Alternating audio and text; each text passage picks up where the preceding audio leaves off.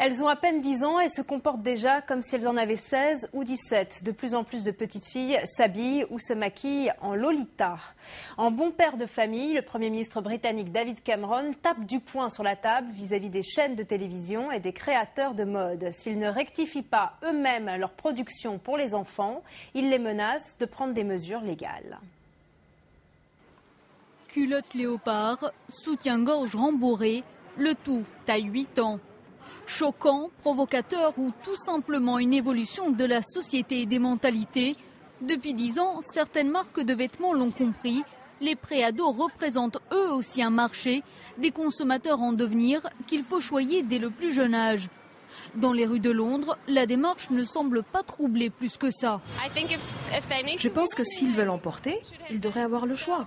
S'ils n'en veulent pas, ils n'en portent pas. Internet, magazines de mode, clips vidéo, l'hypersexualité est étalée au grand jour, poussant des fillettes de 7 à 13 ans à se prendre pour des femmes en miniature. Un phénomène grandissant et qui avait déjà incité le Premier ministre britannique à intervenir personnellement. La sexualisation prématurée de nos enfants va trop loin. Il y a trop de violences arbitraires dans la vie des enfants, trop jeunes pour comprendre l'ironie ou l'imaginaire.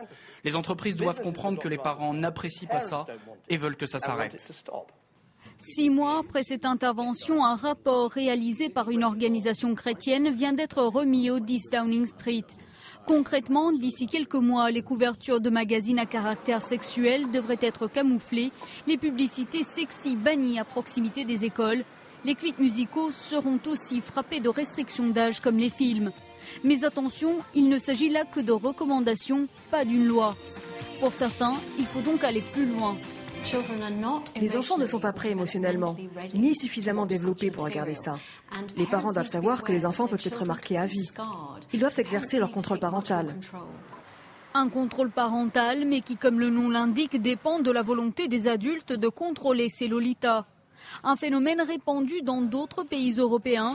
À Paris, ce centre de beauté a ouvert un coin spécial consacré aux fillettes. Manucure, massage, épilation, tous les soins des adultes proposés à des enfants. À 6 ans et demi, Emma vient faire son premier soin des pieds. J'aime bien être belle. Tu ressembles à quoi? Une lumière, parce que ça brille un peu. Si certains parents tentent de préserver la jeunesse de leurs enfants, les marques, elles, semblent avoir toujours une longueur d'avance. La dernière invention vient des États-Unis où l'on propose aux 8-12 ans une crème anti-rides.